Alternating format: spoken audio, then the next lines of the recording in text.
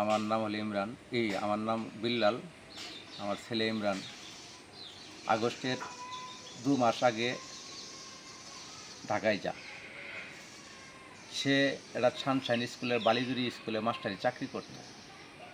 চাকরির অবস্থায় ও বলতো যে বাবা, আমার তো আসলে এই 4,000 টাকা বেতনে পুষবে না, তাহলে আপনি গরু দিতে পারবো না, আমি নিজেও চলতে পারবো না, তাহলে আমার তো এই ঢাকা ছাড়া কোনো উপায় নাই। সে চাকরির উদ্দেশ্যে বাইবেল চলে যায়।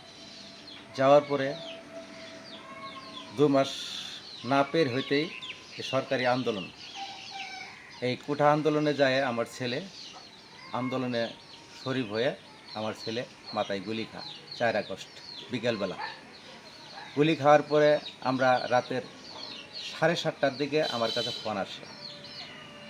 এই ফোন পায়ে পরে আমরা তো অস্থিরতা, সারা রাত কান্দাকাটি করছি, আমরা যাইতে পারিনি। ভোর 5টা বাজে আমরা বাড়ি থেকে রওনা দিছি। আমি বালিজুরি থেকে এই মাদারগঞ্জ থেকে একটা অ্যাম্বুলেন্স ভাড়া করব, সেটাও আমি পারিনি, কোনো জায়গায় গাড়ি নেই। সিএনজি, অটো রিক্সা দিয়ে আমি চান্দুরা পর্যন্ত চলে গেছি। তখন বাজে বেলা 12টা, 12:30। আমি ওই অবস্থায় পলায় বাইপেল পর্যন্ত গেছি। বাইপেল যায় এক বাজারের ভিতরে আমি 3 ঘন্টা 4 ঘন্টা পলাতক ছিলাম আমার বাড়িয়ালি নিয়ে। না হলে আমরাও ওই অবস্থায় তখন গুলার মুখোমুখি হয়ে যেতে পারি। এই অবস্থায় থাকার পরে চিপা গুলি দিয়ে রাস্তার ফাঁকে ফুঁকে দিয়ে যায়, তারপরে এক বাসায় উঠলাম, আমার ছোটো বোনের বাসায়। ওঠার পরে এই থানার সামনে আমার বোনের বাসা। ওখানে এক পর্যায়ে সেই এই গোলাগুলির মধ্যে একবারে ঘরের মধ্যে বন্দি কারাগারের মধ্যে উঠে বই থাকলাম। পরে আস্তে আস্তে বিকাল 5:30 6টার দিকে একটু শান্ত হইল। শান্ত হওয়ার পরে তখন মনে করেন যে এমন অবস্থা যা বলার বাইরে, মানে কোন লাশ কোন দিকে নিয়ে যাব, কোন রুগী কোন দিকে নিয়ে যাব, সেটা কোনো ছিল না, অস্থিরতা সবাই।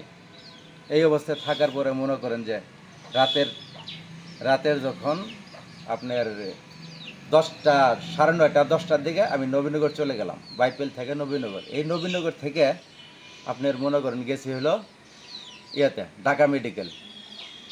নবীনগর থেকে মোটর সাইকেল দিয়ে ঢাকা মেডিকেল গেছি। যাইয়ে তারপরে আমার ছেলেকে অপারেশন করে মাথার খুলি এক সাইড নিয়ে, পুরা খুলির অর্ধেক নিয়ে রাইখে দিয়ে অপারেশন করে ফ্লোরে শুয়ে রাখছে। গুলি কয়টা লাগছিল, কেমন অবস্থা ছিল? একটা গুলি লাগছিল, সেটা হলো বড় গুলি। ওই একটা গুলি মাথায় লাগছিল, এই মাথায় এই সাইডে লাগছিল। এই সাইডে লাগার পরে মাথা খুলির ছেদ্র দেখাই যায়, ওটা সব ফুটেজ সবই আছে।